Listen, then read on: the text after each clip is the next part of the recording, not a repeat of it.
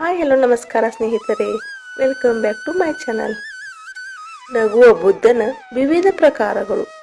Laughing Buddha ಜೀವನದ ಎಲ್ಲ ದುಃಖಗಳನ್ನು ನಿವಾರಣೆ ಮಾಡುತ್ತಾನೆ ಎಂಬ ನಂಬಿಕೆ ಇದೆ. ನಗುವ ಬುದ್ಧನ ಪ್ರತಿಮೆಯನ್ನು ಮನೆಯಲ್ಲಿ ಇಡುವುದರಿಂದ ಧನಾತ್ಮಕ ಶಕ್ತಿ ಹೆಚ್ಚುತ್ತದೆ ಎಂಬ ನಂಬಿಕೆಯೂ ಕೂಡ ಇದೆ. ಹಾಗಾದರೆ ಬನ್ನಿ, ನಗುವ ಬುದ್ಧನ ವಿವಿಧ ಪ್ರಕಾರಗಳನ್ನು ನೋಡೋಣ.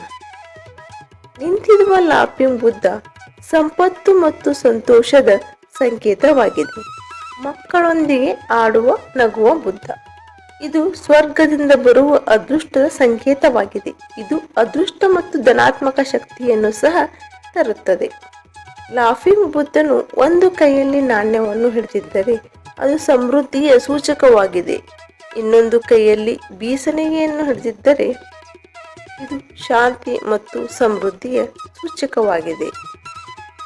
ನಗುವ ಬುದ್ಧನು ತನ್ನ ಕೈಗಳಿಂದ ಚಿನ್ನದ ಕಡ್ಡಿಯನ್ನು ನೇರವಾಗಿ ಹಿಡಿದಿದ್ದಾನೆಂದರೆ ಇದು ಸಮೃದ್ಧ ಸಂಪತ್ತು ಮತ್ತು ಅದೃಷ್ಟದ ಸಂಕೇತವಾಗಿದೆ.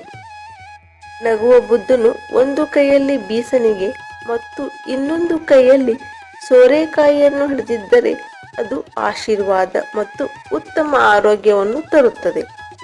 ನಿಮ್ಮ ಮಕ್ಕಳಿಗೆ ಸ್ವಲ್ಪ ಶೈಕ್ಷಣಿಕ ಅದೃಷ್ಟ ಬೇಕು ಎಂದು ಭಾವಿಸುವ ಪೋಷಕರು ನಿಮ್ಮ ಮಗುವಿನ ಅಧ್ಯಯನದ ಮೇಜಿನ ಮೇಲೆ ನಗುವ ಬುದ್ಧನ ಪ್ರತಿಮೆಯನ್ನು ಇಡುವುದು ಉತ್ತಮ. ಒಬ್ಬ ವ್ಯಕ್ತಿಯು ವ್ಯವಹಾರದಲ್ಲಿ ಲಾಭವಾಗಲು ತನ್ನ ವ್ಯಾಪಾರದ ಸ್ಥಳದಲ್ಲಿ ಚೀಲವನ್ನು ಹಿಡಿದಿರುವ ಲಾಫಿಂಗ್ ಬುದ್ಧನ ಪ್ರತಿಮೆಯನ್ನು ಇಡಬಹುದು. ಎಷ್ಟೇ ದುಡಿದರೂ ಕೈಯಲ್ಲಿ ಹಣ ನಿಲ್ಲೋದಿಲ್ಲ, ಆರ್ಥಿಕ ಸಮಸ್ಯೆ ಎದುರಾಗುತ್ತದೆ ಎನ್ನುವರು ಎರಡೂ ಕೈಯಲ್ಲಿ ಕಮಂಡಲವನ್ನು ಹಿಡಿದಿರುವ ಲಾಫಿಂಗ್ ಬುದ್ಧನನ್ನು ಮನೆಯಲ್ಲಿ ಇಡಿ. ಸಂತಾನಹೀನ ದಂಪತಿ ಮಗುವಿನಂತಿರುವ ಲಾಫಿಂಗ್ ಬುದ್ಧನನ್ನು ಮನೆಯಲ್ಲಿಡಿ.